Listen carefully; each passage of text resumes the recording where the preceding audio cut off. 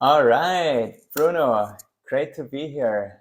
It's an honor to interview today for the My Purpose Path podcast. Mhm. It's been about a year since I came to Avisha, and A year, right? a year already. Oh Yeah, my God, time is Christmas flying. last year, That's true. exactly. That's true. And I'm very grateful for the space here, for the studio, for my yoga practice with you, and for you as a teacher. Mhm. And love for you to jump in and maybe introduce a little bit more about yourself and how you started your own yoga journey. Okay, so first of all, also thank you very much for the opportunity, to bringing this content to people, spreading a little bit about what's going on in the world and people who are doing, things to help a little bit our society. And yeah, my journey with yoga. Okay, so I was born in Brazil, and since uh, 20 years old, 17 years ago, I traveled the world. Whoa. Yeah, I traveled the world. I was working as a model, and this gave me opportunity to see, many ways of living, many different ways of living, Mm. and and I think that expansion, physical expansion, that I was seeing different realities and different forms of living. It somehow start to bring some questioning and some realizations inside of me. Mm. In the sense that doesn't matter where I was going, let's say in Germany or in India or in South Korea, people, they look slightly different, but underneath their behavior is more or less the same. Mm. They have the same anger, the same jealousy, the same Mm. issues that people in Inside my them. hometown, Mm. yeah, they were having. I found that they were the same in India, they were the same in South Korea. So I was like, Mm. man, what is this life? And I start to Mm. question, myself. And I think it culminates around 2009. I was 24 years old when I really start to uh, ask life, what's the purpose of this whole thing here? Mm. It sometimes it feels so unfair. you Mm. know some people has so much, some other people has nothing, and things Mm. like that, that I start I start to question. Mm. And together with this questioning of what's the purpose of life came the questioning also, who am I? Mm. Who am The I? big question so many are asking, who am I? Yeah, I What am think. I here for? Yeah, I think that those are big questions that anyone in any point of life is going to be faced. Mm. Because of course, if everything would be just comfortable, I don't think people would ask that. But Mm. life will definitely Mm. bring some lessons, that makes us feel a little bit uncomfortable, and then eventually, it could be what, an accident, it could be a near-death experience, Mm. it could be the loss of someone that is beloved, or some Mm. possessions, a business, something crumbles. Mm. Eventually, we all come face to face with that. So I was faced with those questions with 24 years old. Mm. And it in the beginning, I thought I used to say that I was asking, but I now I see it more clearly. It's that the questions start to spring from inside of me. Mm. I couldn't control. It was just like, who am I? Who am I? I remember I was walking. I was in Milano at that time, Mm. and I was walking around, and the question was just all the time, who am I? What's Mm. the purpose of it? What is the purpose of it? And then it culminated in a very deep spiritual experience I had, and that opened my eyes to something that I didn't really notice before. That we are just little grains in the middle of a huge universe, a vast Mm. universe. And I was like, whoa, so what is, I never thought. I feel myself so trapped in this little Bruno, Mm. my needs of this, of that. And then when I saw this from very far away, I realized that, man, who am I? So Mm. little, there's this vastness around. And I start to look for questions, for answers, and then I start to read about meditation. I start to practice meditation actually. In 2000, 2010. I 2010, was okay. 24 Yeah, years yeah. old. Yeah. So now 2023, I'm 37. Yeah. Yeah. So, so I started to practice meditation. I started to do some experiments with plants around me, and I saw that they really react to the energy, attention that you give to them. By Like we have the beautiful plants around us here. Yeah. By the way, nowadays I understand that is Reiki, right? And we practice Reiki here as well. We teach and we have the classes here. So everything relate with this more, let's say, esoteric, reality, which I was always attracted since I was child. I remember when I would listen this word mystic or tradition or let's say gypsy or alchemy, I would feel very, very something lights up inside you. Yeah, I felt very, very attracted to that. So yeah, like if I would say when it really began was as I told you, in 2010, these questions started to come. But then recently I've been thinking, man, when it really began, I think there are tendencies, and we all come with some different purposes, right? And since I was born, maybe I was just, I was surely walking to this, without knowing. The difference is that now I have more clarity. Yeah. This is what I want to do. You can look back at your path and connect the dots looking backwards. Yeah, easier, right? When we already advanced. I mean, we are more ahead in our journey. So the thing is that, and I say that because, for example, when I was 6, 7 years old, I used to study in a priest school. We had religion classes, and we would chant also religious music from Catholic Christians, Catholic Church. And it's pretty much the same thing of the kirtan that I sing now in yoga, and it was like an explosion of happiness in my heart. It was speaking about God, and that God are the colors in the plants, are the colors in the sky. And I was like 7, 8 years old, and I just felt so much happiness. Resonating with you. Yeah. So I think it was already, like tendencies, and each soul comes, to experience things in a different way, and in my case was, with this type of more spiritual related activities, which now culminates into yoga. And yoga for me is very nice because it's not only a blind faith, there's science in yoga, and there are a lot of things that it makes logic, with your reasoning. It's not just blindly believing something, it makes reasoning. If you practice, then it just keeps confirming to you, there is something there for you, there is something there for you, this is something real. So that's my journey with yoga, which culminates in Avisha here now. Yeah. Beautiful. So Avisha, we celebrated recently the 2-year anniversary, right? I had the pleasure to be part of the community for the last year, and also had a chance to host a workshop here, and the space is just amazing. It was also great to do that. Looking forward to more in the future. You started out as a model, then moved around the world. You were living in Istanbul, in Milano, in South Africa, right? Eventually you came to Beijing. You made Beijing your home, right? And what was the catalyst? What was the defining moment for you to say, let me go all in and open Avisha? And also curious, like, what were like the challenges and obstacles along that way? Okay.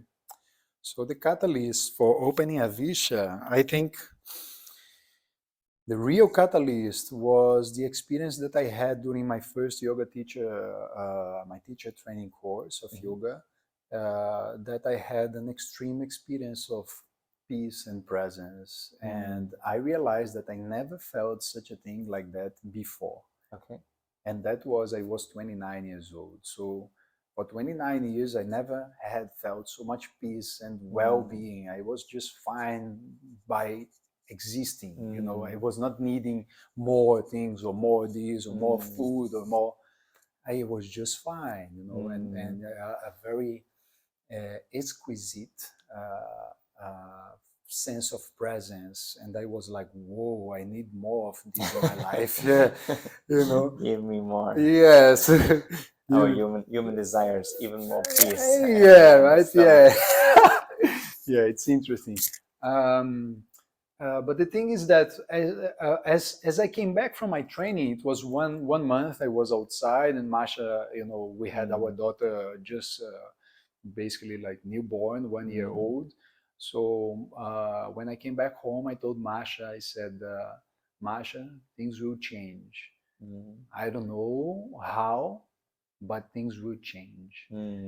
Inside of me, there was not a clear picture of what I was talking about. Now I understand what I was talking about, but it you was knew just something inside you was brewing from yeah. that moment It onwards. was something wanted expression, wanted to come out, and then uh, I just said I don't know how, and but something's gonna change. And then inside of me, I was feeling I wanted more of yoga in my life. So what I started to do is that as soon as I came back from the training, a few months after, I started to teach yoga. So I started gradually, you know, adding a little bit more of time for yoga, of my own practices. My practices often always very steady, and all the teachings that I was taught that I still couldn't understand, they gradually through the years they just kept revealing themselves through. So all these things, and then so this experience, and also the fact that I wanted eventually to be able to share this with people, because anyone can see the state of the world, right? People are stressed, people are running after their bills and worries and past and future. So I was like, man, I have something that's precious here, I think this can be useful, especially in a city like Beijing that is very fast paced and also transient with people coming and going. Yeah, definitely. So I think this is, it's really the catalyst, and the fact that I did modeling for many years, and I felt that it was not really aligned with my values. Even though modeling, I'm very grateful. It provided me the opportunity to travel, to see another ways of living. My mind expanded from a little hometown in Brazil. Like my hometown is 600,000 people living there. And then suddenly, pretty big. yeah, pretty big. Yes, some others could be 25,000 a village. Anyway, and very very grateful with that. But in the end, sometimes you just meet like agents that they just think about money. They want to cheat you the most they can, that so that they make more money. Their pocket gets full. Yeah, or you are selling things that are not really useful for people. Sometimes I was selling like some fur, killing animals for that, and I, in my heart, it didn't feel completely right. Even though I was paying my bills and always provided the work for me and for my family, but it started to feel like a little bit not fully not making so sense. with Yeah. you. Yeah. So then all these things together start to push me, and then the culmination for Avisha to come into existence was 2020, 2021. After 2020, the COVID, I saw how things can be just finishing right in a moment. So I was like, man, there's no time more for you to be waiting. I also had a problem with my visa in China. I was about to leave China, and I didn't want that because I feel good to be living here. It's a nice city with many opportunities to meet nice people like you. Our community here is amazing. So many expats, so many nice inputs that people bring. Friendships you built over the years, right? With Yeah, like, many left, but many still here, right? Exactly. And even those who left, still we keep some of them. And then I was like, man, it's now or never. So then I gave the step to open a Visha, and I actually was not expecting that I would get the things done. I didn't expect to get the work visa. And in the end, it came. I was even already ready with the ticket to leave China, because if the visa wouldn't be ready, I would not even have time anymore. I would have to leave China. And then in the end, it came, and it felt like, man, the stars are aligning for that to happen, And so that's it.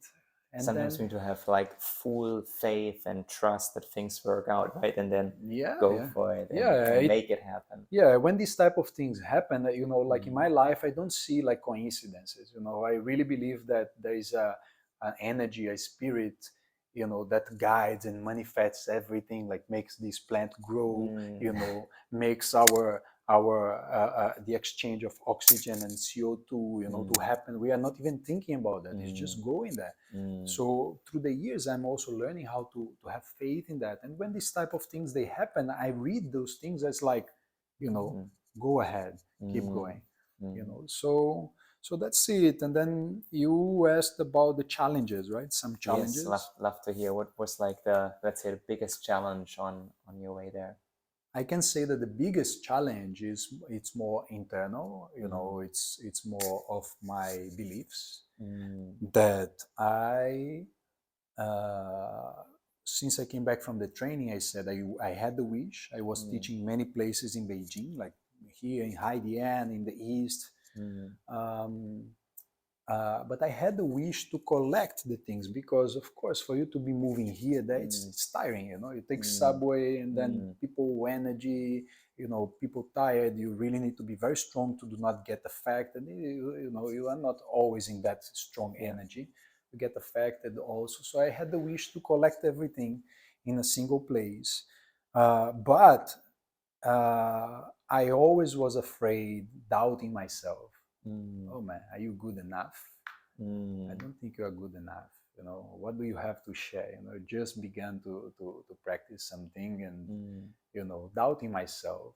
I was doubting, one of the main doubts was like that I could be stable enough to continue like solidly, with a schedule, with routine, you know, in a week basis, in a, yearly basis.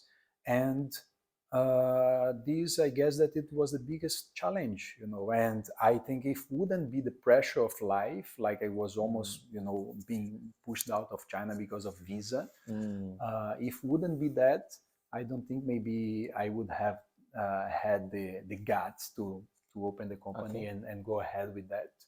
But I'm grateful that it happened in this way because I start gradually. It was not the amount of classes that we offer now, or even myself offering this amount of classes, but gradually it started to develop. And it was not suddenly that I pushed myself suddenly, but gradually, the things, I start to get the rhythm of the things, to get used with the routine, and finally really getting the taste for the thing, and really understanding that a visha, it's a good thing to exist. The realization of that is very powerful, and helping so many people, like this little oasis, right, in the city center. Yeah, yeah, yeah. And like people, they express that, and sometimes now I'm really owning that, because many times we own the bad things, right? Oh, you not good enough for this, but owning also the good parts of yourself, it's also very difficult,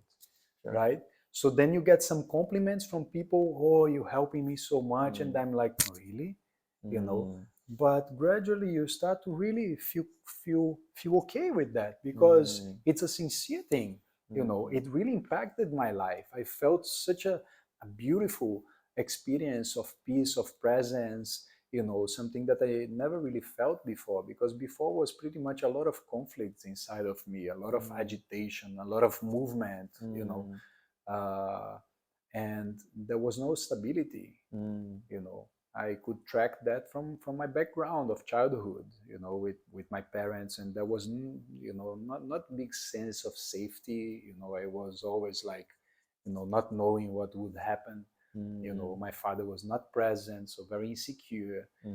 So many things in this sense. Yeah, but I'm glad that Avisha was born, and then gradually you start to really feel, this understanding, and I say feel because it's not a thing of the mind. Really, you start to become a part, vibrating in your body, that that the thing is a good thing to exist, and that what you do makes a difference. And when I enter a class nowadays, it's different the way when I enter a class in the beginning of teaching yoga. Understand? because it's your space, or because your inner evolution? Like, where would you say the biggest difference comes from? I think it's my inner evolution Mm, that let me say mm, of trusting myself, mm, of trusting that my intentions are good, you mm, know, uh, learning how to, as I said, learning how to own the good aspects of ourselves as well, mm. because it's uncomfortable, So basically, like, you replace the self-doubt and Mm. maybe self-criticism, self-judgment, wondering if you're good enough. You gradually replace that with the acceptance of the strengths Yeah, and good part in you. yeah, Is that yeah, a yeah, yeah, yeah, yeah. good way Okay, to recap it? yeah, and I can do this. I Mm, can do this, and what I mm, do makes a difference. So, from time to time, the stories comes and the doubts mm, comes, of course, because they come often, mm, and then I want to reassure myself. I remember of those experiences, and mm, of how I felt. Uh, uh, when I receive these feedbacks from people, mm, sometimes really touching, that mm, you are really, oh my God, it really mm, did that way. mm, So it's nice, it's mm. good. It's a Beautiful. journey, and I guess that it's, a Visha or any other business, especially in this sort, it grows correlated with the growth of who is running the thing, Totally, totally. Yeah. who, I mean, not It's a only a person. reflection Yeah, of your own development and yeah, evolution. Yeah. yeah. I've seen that in many entrepreneurs over the years. Mm, Yeah. Like, you can go with the great idea, with energy, with passion, you can go so far. But then every entrepreneur, like, no matter they have $1 billion in valuation, like, I think everybody hit that, like, inner obstacles, mm, call it inner demons or whatever, mm, right? And then it's a question how you deal with it, right? mm. Overcome it, and then you're ready to make the next leap forward. Yeah, yeah, and it takes effort. It takes, Mm, sincerity and the wish to really, change. And of course, there is still a lot of things to improve, mm, internally and in Avisha also here the way that we run business. mm. You know, Always chance to improve things. Yeah. always, yeah, always. And I'm excited, looking forward to that. Mm, Really. Like I never had the experience of business in my life, mm, personally or even in my family or in the mm. close circle. Surrounding. My Yeah. my friends, when not really people doing business or doing their Mm, own things. I mm, always felt like, oh my God, someone having something like that, mm, they are so special. mm. I remember, man, teenage, I would look to those people. Oh my God, like I see them Mm, different from me, mm, from my family, and gradually you start to feel that you can do that. You start to mm. to pick up the taste for doing that. And breaking also a cycle of the past, right? Like family patterns and so on. Mm, Maybe nobody wanted to take the leap to be an entrepreneur, and you say, "Hey, let's do it. yeah, I want to try," or I'm being pushed by COVID to try as well, right? yeah, yeah. Yeah. Because I think that takes commitment. That Mm, takes taking risk. You mm, know, I think most of people want to just to play safe. mm, But I think in my case it was the fact of the modeling, mm, that gave me the opportunity to travel. mm, I think traveling is very, very important in the development of mm, human, mm. unless you are really a bookworm that you are reading a lot So and soaking things yeah, in, but it's definitely. still the experience itself, it's something very, very different. Mm, In yoga they say that yoga is 99% practice, mm, 1% theory. mm. So the practice in this case, moving around, meeting people, Yeah. exchanging stories, learning, listening from Mm. others, and sharing yours as well. It's very powerful, So yeah, the modeling provided this to me, and yeah, magic. A key part of the journey. I Yeah. love it. Awesome. Yeah, maybe we dive a little bit deeper, or like maybe add a little bit more about what keeps you going right now. Like, I guess that would be a question also interesting to many. Like, what do you do to energize yourself to keep your energy up? Because yoga is, of course, running a business. Yoga has to do so much with energy, and people come here with expectations to refresh, to get their energy up. What do you do for yourself to keep your energy high and going? I think the main thing, one very, very important thing that I see sometimes, many times missing in people, it's a sense of purpose and meaning. If you have this, there is already a good chunk of energy that you have. It makes you wake up in the morning. If you don't have that, why you wake up in the morning? You know. So some people are working in things that they don't like to do. For example, or people don't have any interest or stuff like that, and then of course you don't have that much of energy. So I think a sense of purpose and meaning in what you do, it's important. The other thing is concentration. You know, when you focus on the things that you are doing, it's much easier because you don't spend your energy with secondary things that have not much priority. I say that, but many times I'm still like, not in that laser focus, but I have experienced that laser focus, and man, it feels completely different. And I bet you are more often in the state with your practices than average amount of people. Oh, definitely, definitely. That is the core of Avisha, is my self practice. I always tell that to me, and I remind myself that without my practice and the connection to a state of presence, of silence, of my spirit, whatever you want to name that, it's exactly Avisha. Avisha came from that, from a sense of peace, a connection with God. God, or whatever name you want to call this energy, this presence that is right here in this moment with us. Beautiful. So when I practice, I do my breathing exercises, my asanas. So every day, like you do roughly how long breathing exercises you do your pranayama? 1 hour. My morning practice is 1 hour and a half, basically. Okay. So and that's pranayama. Pranayama, yeah, breathing exercises, which is almost like 30 minutes, and then meditation, and then chanting and philosophy. Chanting is what I mentioned when I was child. I was chanting the religion classes. Yeah. That is amazing, man. It opens the heart. It vibrates from inside. Vibrations, like a massage. It's an energetic massage, and whatever is blocked, that tense, you release. Especially if you know the meaning of the lyrics, or if you really feel the meaning of the lyrics. Connect with it. Yeah, sometimes it says, for example, there is a mantra, Rake Nahar, which is a mantra of Kundalini Yoga, and says that when I feel oppressed by my own thoughts or by the word, I remember God, and I offer my pain, I share my pain with God.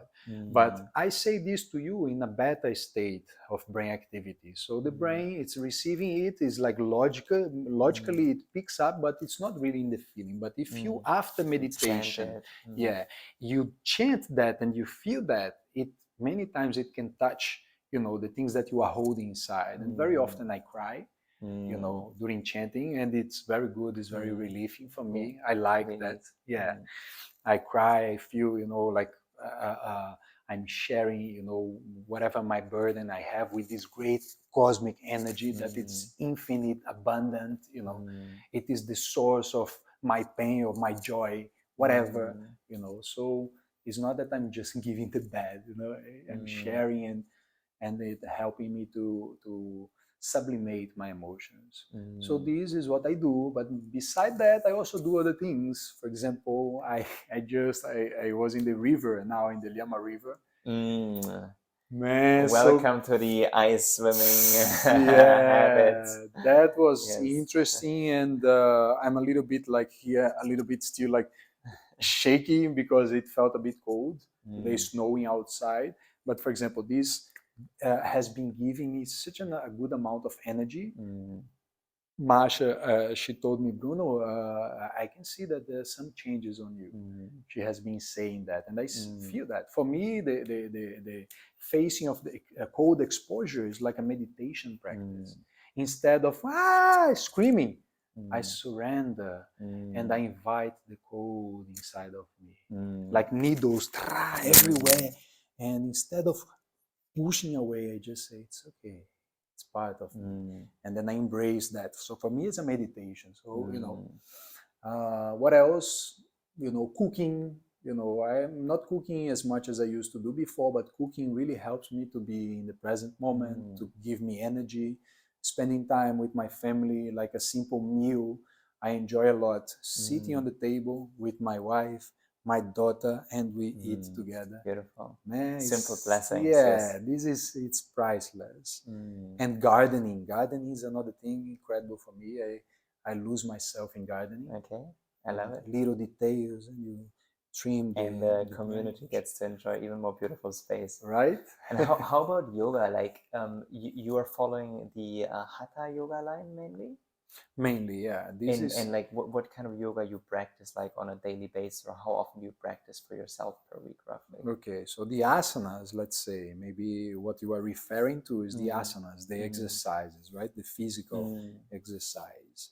By myself, I practice 1 or twice a week, but I teach many classes, and many times I'm just practicing, not all the time together with the students, but it's a lot of physical input there.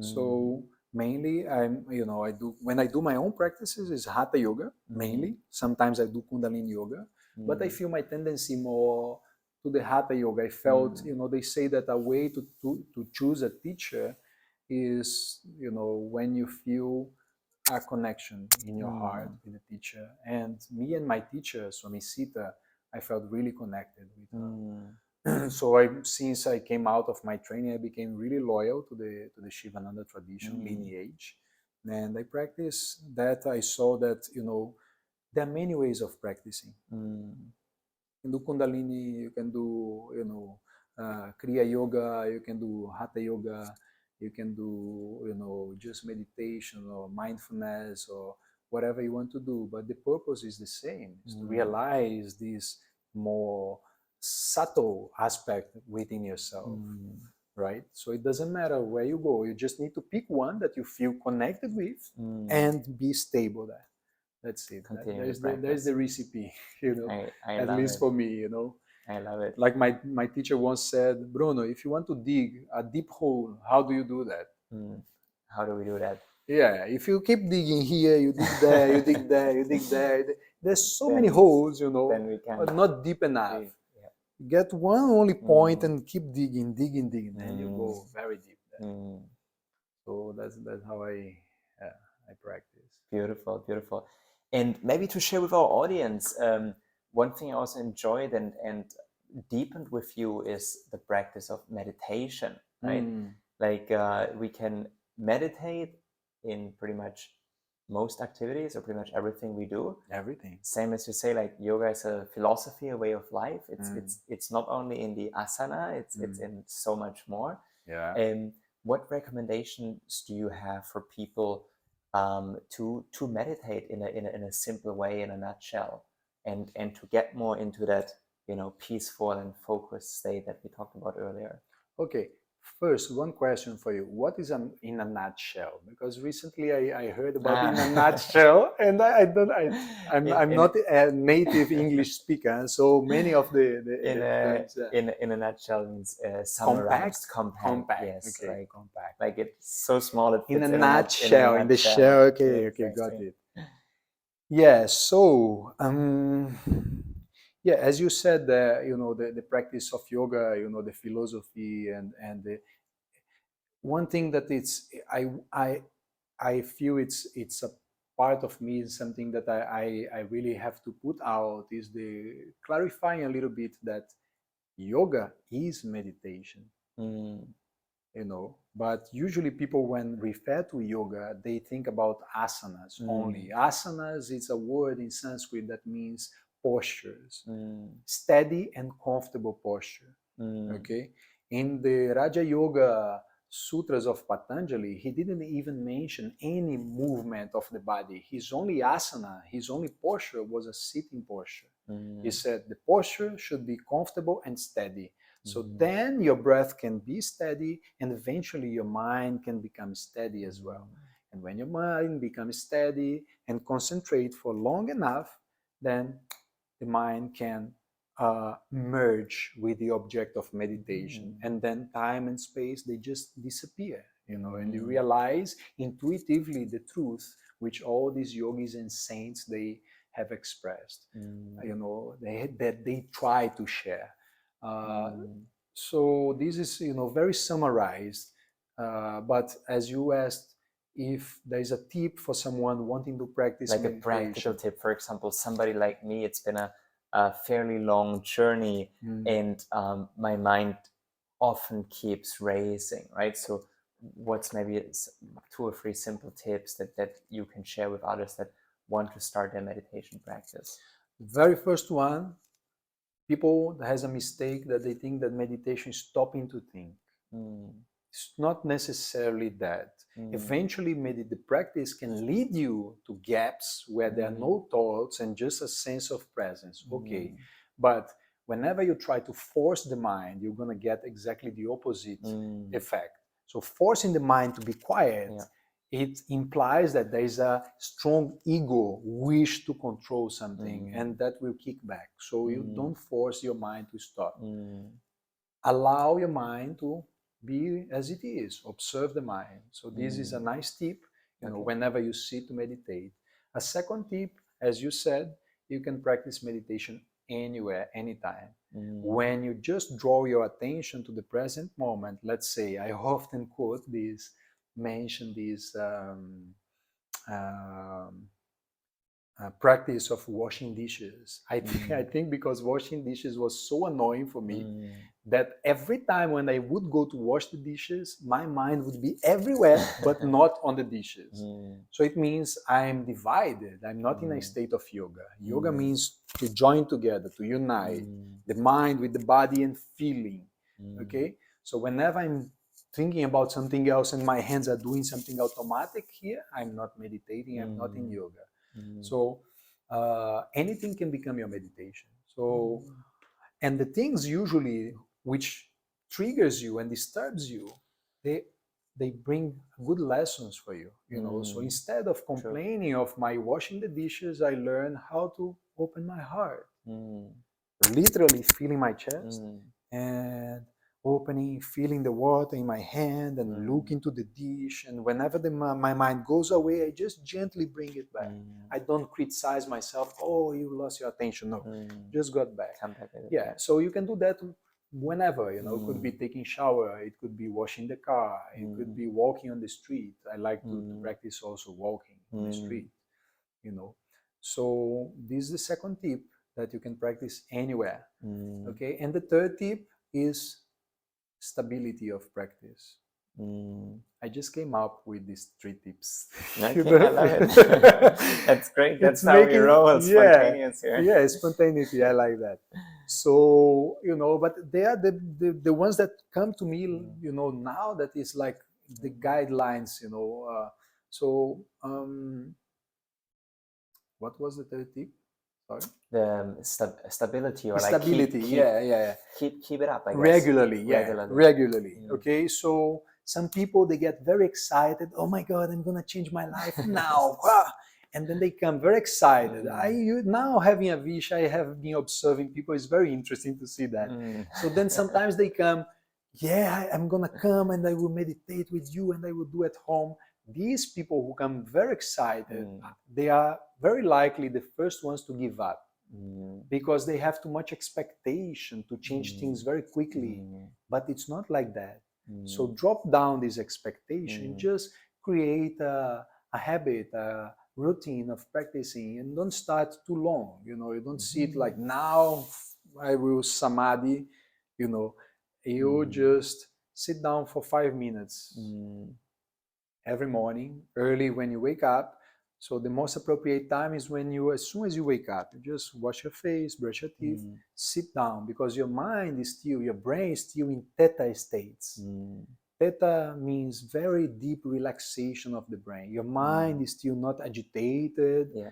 not with too much thought. We So didn't open our phone yet. yeah, that's another thing. Don't open your phone. Just directly wake up, wash your face, Mm. brush your teeth, and sit quietly, and Mm. observe yourself. Mm. Befriend yourself, you Mm. know. So this is the tip: is regularity. Try to be Mm. regular with that. Every day, 5 minutes is better than once a week, half an hour. Mm. Yeah. Okay, Yeah. 5 minutes, 10 minutes. So that's it. And Nice doable. yeah, and yeah, let's practice a little bit. I love it. Yeah, you have some more questions? No questions, but I can only encourage people. Like, I had several years of dabbling into yoga. Like, it was one of my small holes, but never a deep hole that I digged. Going to a class here, maybe then in Bali, when on vacation, maybe in my old gym, sometimes dropped into a yoga class. But yeah, I can only say and recommend, like, anybody who want to work on being more mindful, on being more meditative in and more contemplative in life, have a look at a yoga studio around you that resonates with you, and try out the classes. For example, I shared with Bruno, I started here at Avisha. Bruno's style of hatha really resonated with me, and so that was my start. And then I tried different classes, and then I realized at this point I resonate most with the Kundalini style. So I kept going to the Kundalini classes by Bruno and Masha. Mm. And so I guess everybody can find something that helped them. And yeah, give it a try, or come to a meditation class. Bruno also shares about the yogic philosophy with it. Highly Mm. recommended. Yeah, yeah, yogic philosophy. I think it's very nice. It's important. So then we understand why we do what we do, at least in Mm, the practice of yoga. yeah. It feels like there is some substance backing up your Mm, practice. And I mm, felt that many times in my journey, that inspiration is very important. If you mm, just keep doing your asanas only every day, for most of people, you will not really be able to keep going, because the excitement maybe mm, fades away. mm, But when there is some philosophy you read, mm. and Combine it. Yeah. yeah, you take that philosophy, you put in comparison with your life, and you see that makes sense. Mm, Logically there is a mm, reasoning on that, and mm, then you continue your practice. Eventually, you get some experiences which they call like gifts. You receive the gifts, mm, which means like God is just showing you, that thing it's real. Keep going, mm, mm. I love it. So yeah, the philosophy. You said you wanted to do a small practice for meditation. Let's go. Let's do it. Okay, how All long right. time will we have? Some like Let's 7 minutes. yeah, let's go for that. That Okay. sounds good to me. Okay, my friend. So please find a comfortable sitting position.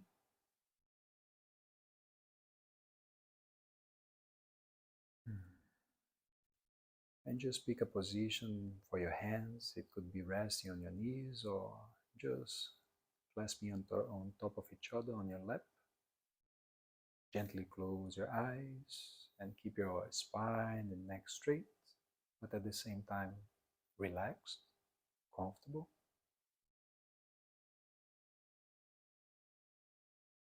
I invite you to take a deep inhalation, filling up your belly, your pelvis, and your chest, and release with any tension or anxiety, expectation. Let's do 2 more times. Inhaling.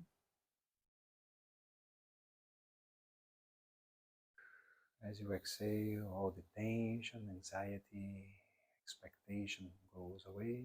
Last one. And simply let go. Now just allow your breath to be natural.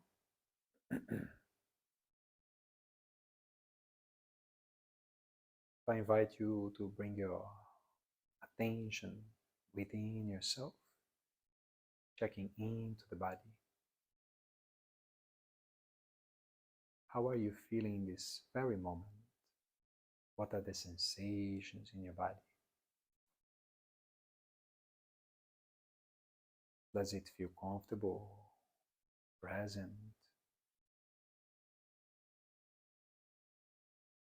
Does it feel agitated, tense?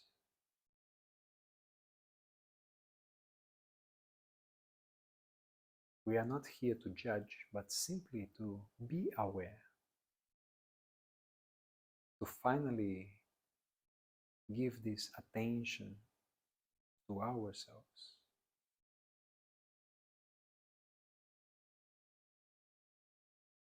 Let's go a little bit more specific, and I invite you to notice and feel your legs, your hips, your buttocks.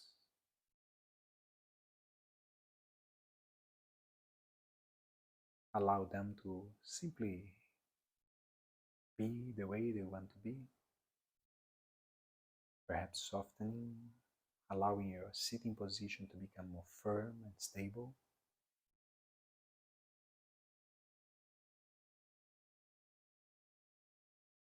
And I invite you now to notice your belly, your chest, and your back.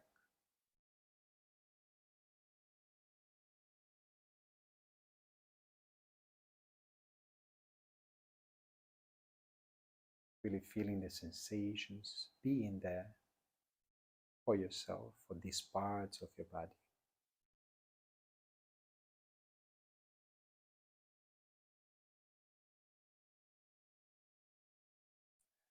Then let's gently shift the attention and notice the shoulders, arms, hands, and fingers. Simply exploring all the parts of this physical body, to the left and right sides, arms, hands, and fingers.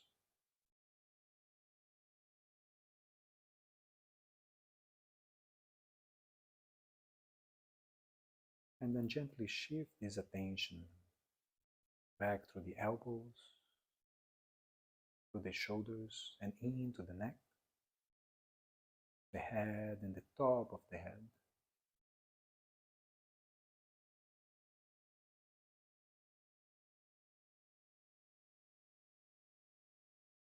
How is the neck feeling right now? How is the head?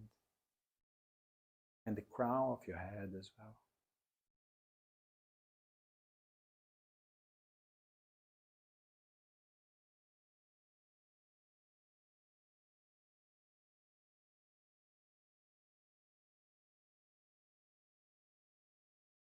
And then let's expand our awareness through all the parts of the body, from the spots touching the ground to the crown of the head, everything at the same time.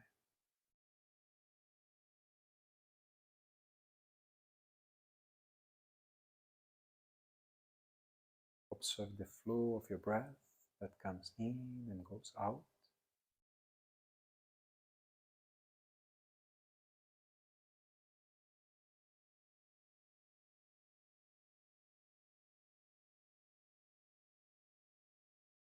Observing the sensation of the air coming in and out of your nostrils, throat, and lungs.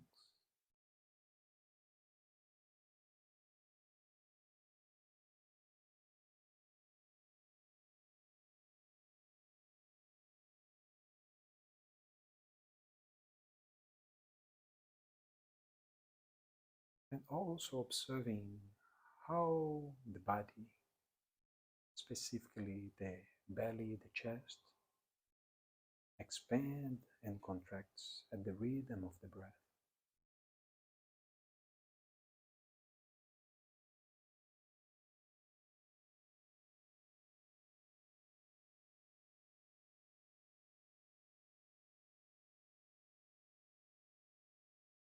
Here I would like to remind you that the practice of meditation, it's a practice of learning how to concentrate and direct the mind in a kind and gentle way.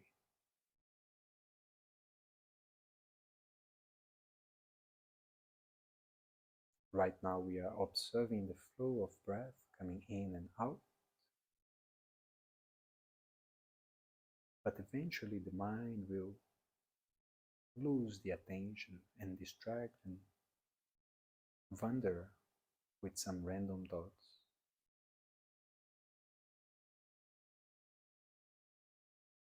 Whenever you realize that the mind has distracted, you simply bring your attention back to your breath and to the expansion and contraction of your entire body.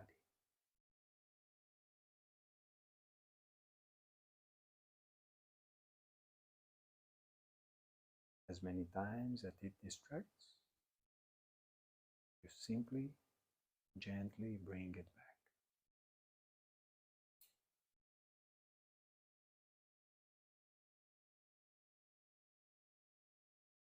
Let's continue for just 1 or 2 minutes in silence, practicing by ourselves.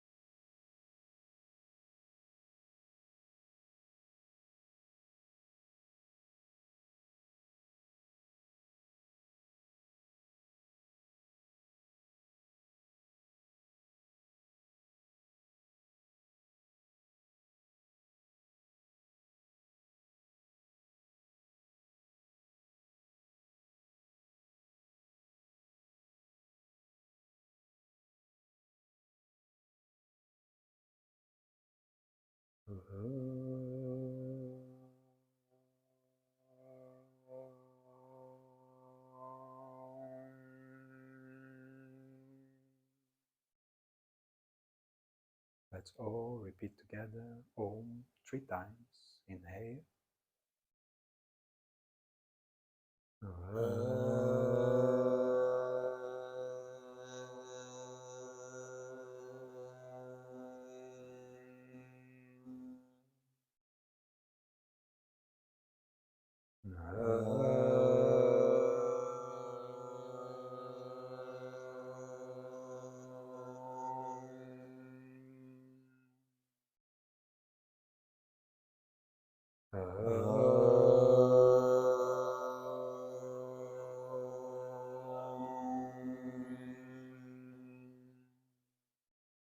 Start moving your fingers, your hands. Rub your hands together. Create some heat. And then pull over your eyes and feel the gentle sensation of the heat filling up your eyes, your eyelids. One more time.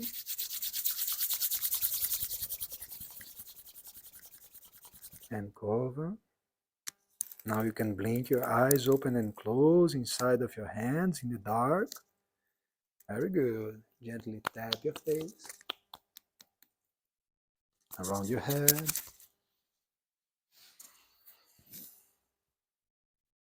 Very good. Welcome back. Feels very good. Thank you, my brother. Thank you, Bruno, so much. Yeah, amazing. Great. Before we're wrapping up our podcast here, anything else to add from your side? Any final words, suggestions, thoughts? What could I say? Okay, it came up to me that it's a beautiful experience. The practice of yoga, I think, it should be taught in schools for all of us to know, you know, how to deal with emotions, how to deal with our energy, how to deal with our mind. You know, people, they take diplomas, even psychologists, but they never sat to meditate or to observe their thoughts, let's say. So, you know, I think it's something essential. It's something very inspiring. For me, it was the most well invested money in my life, was to go to take a yoga teacher training.